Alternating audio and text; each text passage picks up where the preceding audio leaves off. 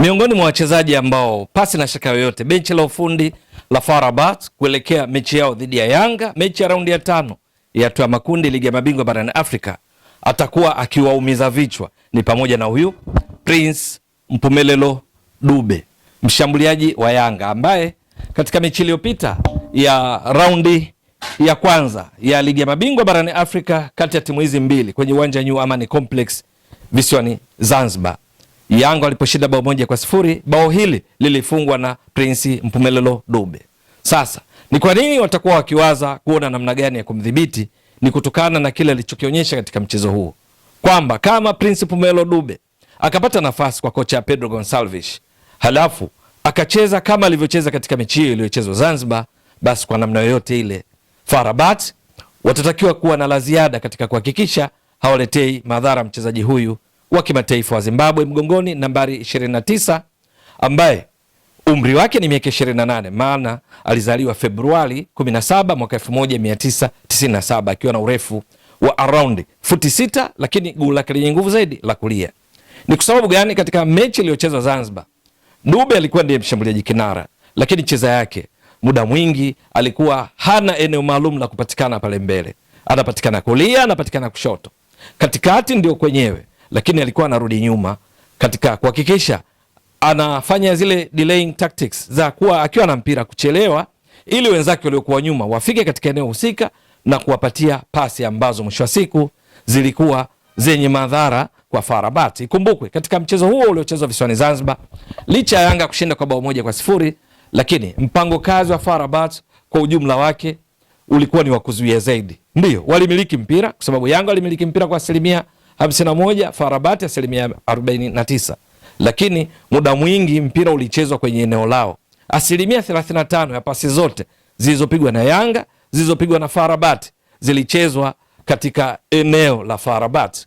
Kwa maana nyingine, kwa kiasi kikubwa walikuwa wengi kwenye eneo lao kuhakikisha kwamba Yanga wapati fursa za wazi za kufunga, lakini wakati huo huo wao washambulie kwa kushtukiza, kupeleka mipira kwa mshambuliaji wao Yusuf El Fahli aliyekuwa ndiye mshambuliaji kinara. Lakini pamoja na ulinzi huo, bado Dube alifunga bao hilo katika dakika ya 58, akifunga kwa staili yake ile ya kutoka sehemu moja, kwa sababu alionekana akitokea upande wa kulia, Yanga akifanya shambulizi la kujibu pasi kutoka kwa Mudathir Yahya Abbas, akitembea umbali mrefu wa zaidi ya mita 5 kabla ya kuachia shuti lililokwenda moja kwa moja wavuni na kuipa Yanga bao walilostahili kutokana na kiwango bora alichokionyesha katika mchezo huo. Dube anaweza kuwa silaha imara sana sika kwa kocha Pedro Gonçalves katika kuhakikisha mchezo huu Yanga wanapata kile ambacho Watanzania wanakihitaji, Wanayanga wanakihitaji, ushindi. Maana msimamo kwenye kundi lao la B waonyesha kwamba wanaongoza ni Al Ahly wakiwa na pointi 8, mabao 8 wameruhusu 3. Wa pili ni Yanga, wao na pointi 5, wamefunga mabao 2, wameruhusu 3. Lakini hawa FAR Rabat wanashika nafasi ya 3, nao wana pointi 5 kama Yanga, wamefunga mabao 2, wameruhusu 2. Mkiano wako JS Kabylie wenye pointi 2, wamefunga bao 1, wameruhusu 5. Yanga wako juu ya FAR Rabat kwa sababu tu ya matokeo ya kwenye uwanja wa New Amani Complex visiwani Zanzibar, kwa sababu kanuni za CAF mkilingana pointi, yule aliyepata matokeo bora baina yenu ndiye anakuwa juu ya mwenzake. Kwa faida hiyo ndio maana Yanga wa pili, FAR Rabat wa 3. Sasa kwa msimamo jinsi ulivyo, mechi hii ni kama fainali ya kuamua hatima ya mmoja wapo katika michuano hii kwa msimu 2025-26.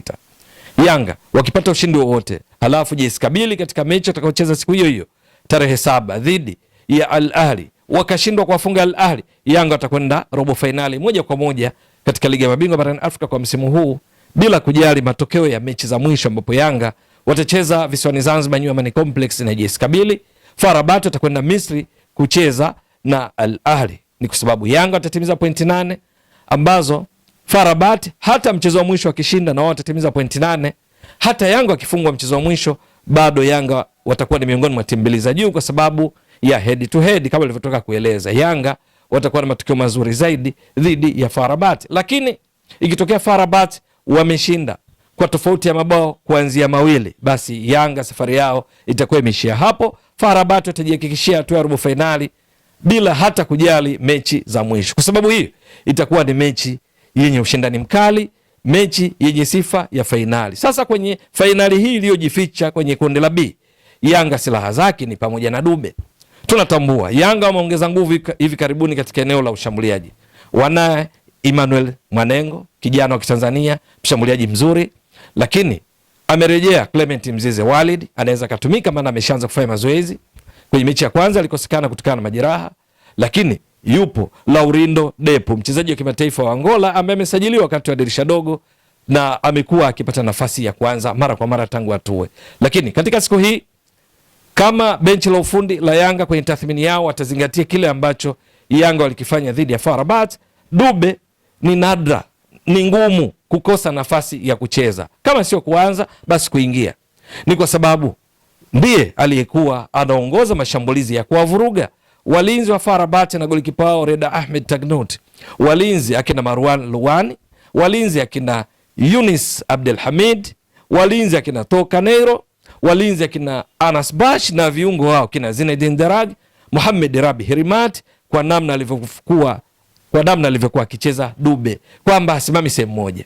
Kwenye mpangilio wa Yanga tunakumbuka siku hii ilikuwa baada ya golikipa walikuwa na walinzi wanne, lakini wakawa na viungo wanne, wakawa na shambuliaji wawili waliokuwa wamesimama moja moja. Kwenye makaratasi ilionekana huyu ni Dube, halafu nyuma yake kuna Maxi, lakini kwenye kucheza huyu wa nyuma hapa alikuwa ni Mudathir, halafu Maxi alikuja kuungana na viungo wawili wakati ambao alikuwa ni miongoni mwa viungo wawili wakati akiungana na Juk Abuya. Ni katika mchezo ambao Prince Melo Dube alivyovuruga ni kwamba aligusa mipira mara 28 katika mechi nzima, lakini akatoa pasi 16 zilizofika zilikuwa 13, sawa na ufanisi wa around 81% ya namna pasi zilizofika. Na katika pasi 13 zilizofika, 8 zilikuwa kwenye opposition half, ndio kwenye nusu ya pili ya uwanja ambako yeye ndiko alikuwa akicheza zaidi kama mshambuliaji.